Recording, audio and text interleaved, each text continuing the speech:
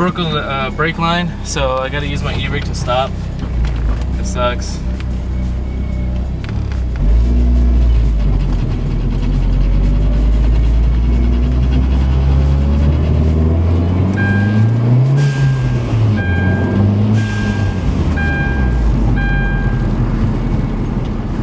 I can't stop this.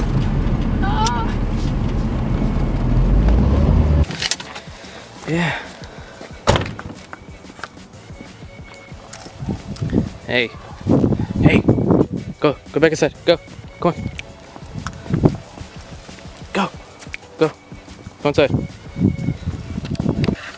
So right now I'm just moving the cars out the way because I just finished, or me and my dad just finished putting up the new like easy up thing for the paint booth, because the one I had before, the rain completely just destroyed it.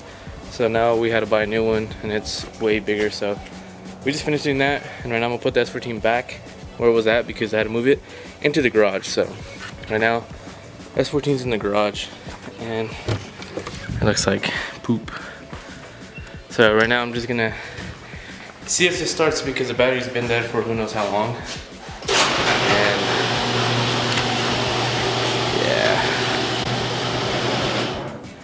And so right now we're just gonna, or I'm gonna move this into the backyard and start remasking little stuff like this, because I believe the tape or the masking paper seems to like shrink the longer I keep it on. And the tape has been on for like the past week probably. Yeah, because last Saturday, not the one that just passed, the last one, I went to go pick up the Genesis, and it's already been a full week. So yeah, this tape has been on over for a week and it's been holding on pretty good, surprisingly. So we're just gonna finish masking this up again, and most likely I'm painting tomorrow. So I will be giving you guys a quick little demonstration of how to properly mix and prep up your paint to paint a car basically. So yeah, we'll just have the car charging here for a little bit. Battery's dead, so I had to cut out a little tiny hole so I can see, so I can put the car back there, and I'll just mask it back up. Finish masking all this back up. Honestly, just like little stuff going over it, and we'll be good to go. Sick. So I got the Genesis back in. Got that 14 here. This is what we finished doing. So it's a huge spot for me to paint now. I don't even got to put all the way up there. I can have it more back here or anywhere I want, but I'll push it back more after. I'm gonna have to go to AutoZone right now to get the valve cover gasket for this, so I can probably do this tomorrow if I have time. If not, because I'm gonna be painting this 14 tomorrow. So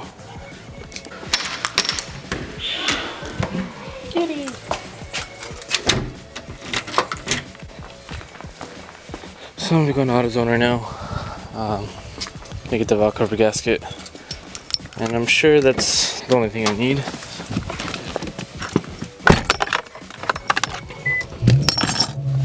Brap. I bought the valve cover like 2-3 weeks ago already, and I got it not so long ago, but it ended up being the wrong one. I've just been lagging on getting a new one since. So I went yesterday, and I just got the message that it just arrived. So it's just a valve cover gasket, which is a funny thing, but yeah, we'll be there in a bit.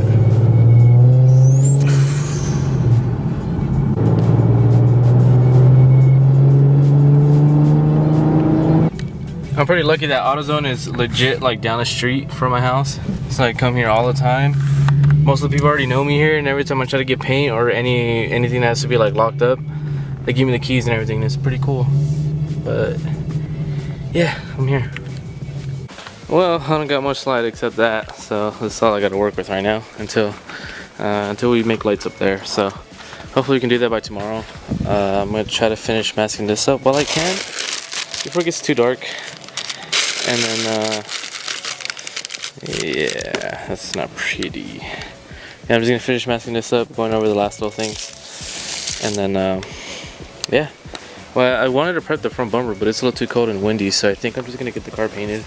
And probably on Tuesday, I'll finish doing the rest of the body kit, because I have the side skirts in the front bumper, and we're still missing the rear bumper, so I didn't mask up the rear. It's just gonna, well, I masked up only the rear. That's what I meant. And yeah. So I was able to go over the little things like the little peeping Tom hole that I made. Obviously to see when I brought the car back in, I retaped all this up. The funny thing is that this has been patched up at least like 6 times already because I had to keep opening the door and all that stuff. Let's hope I didn't leave it in gear. And I think I did. Let's see. Yep, I left it in gear, so I'm screwed because then it's either I rip that open again or I just leave it the way it is. Because when I cover up all of this, it might get in the way. I don't know. Damn it, I screwed up. If anything, worst case scenario, I can just jack up the car and just roll it back a little bit. But anyways, I gotta put all my stuff here when I paint the rest of it, like the kit and all that. So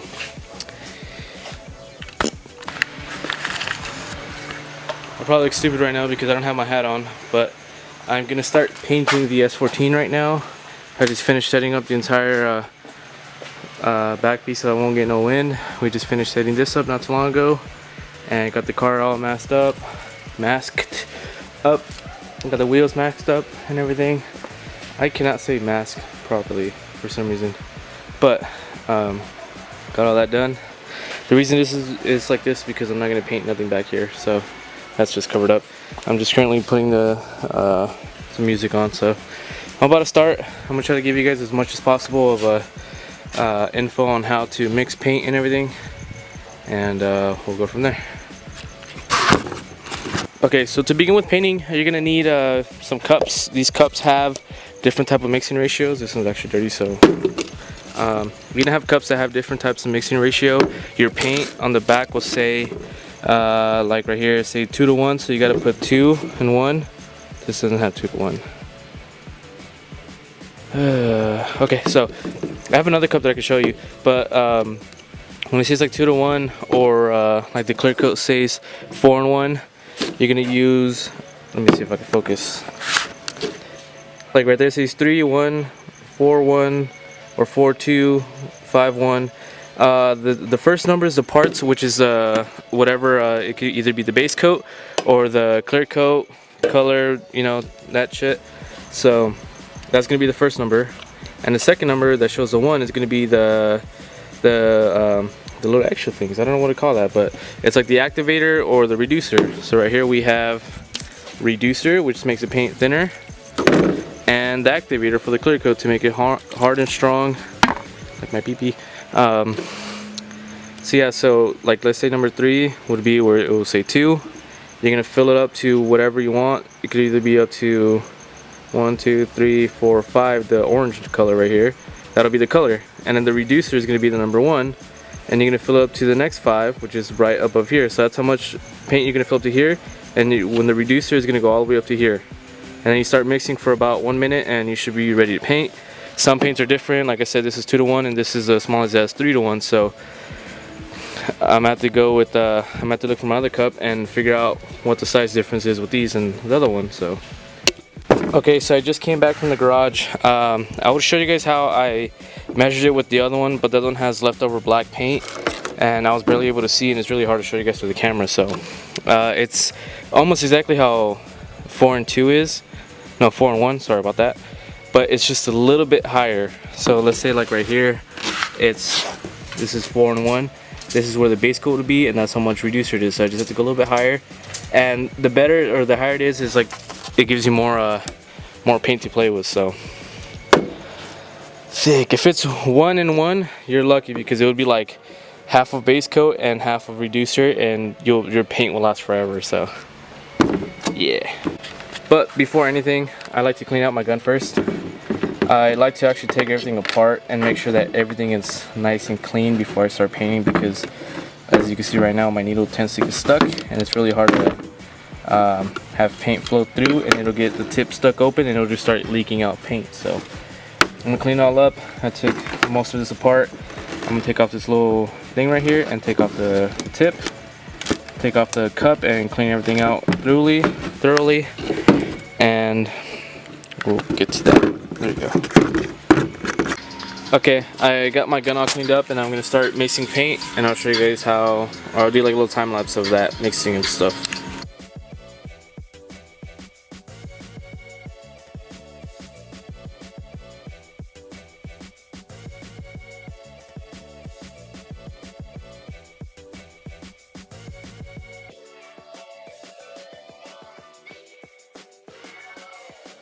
Look at that, it's so glittery.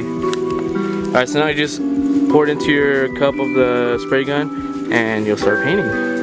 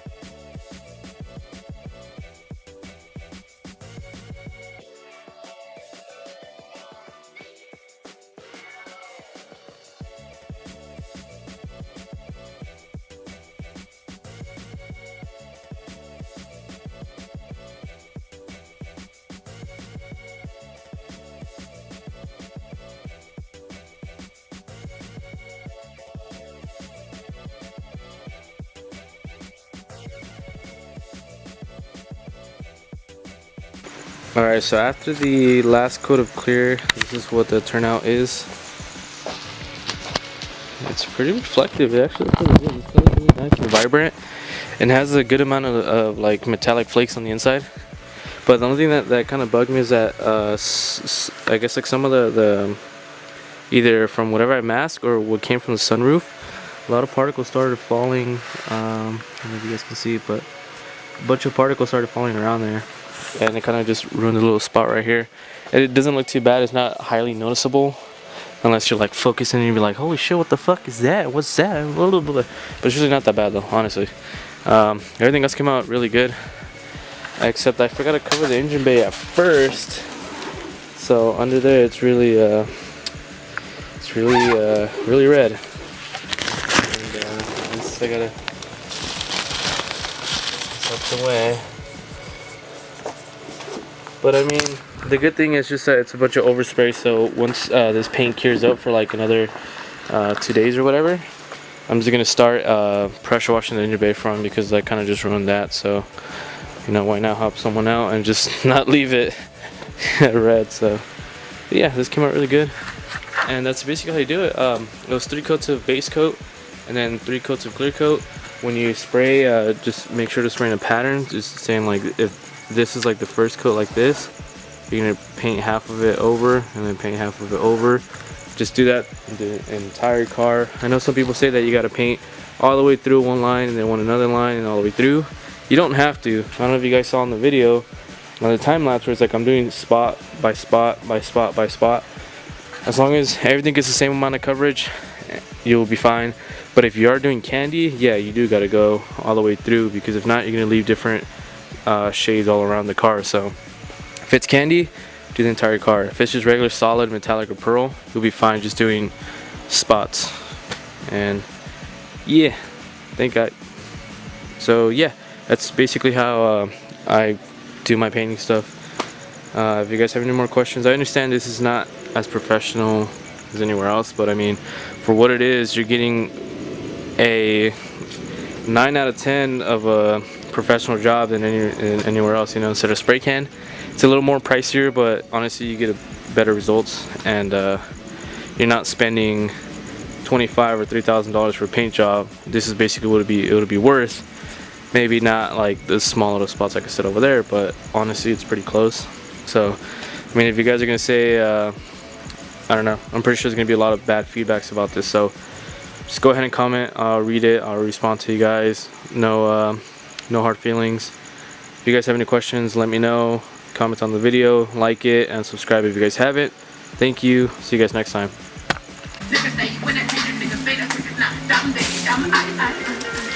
Like the sun,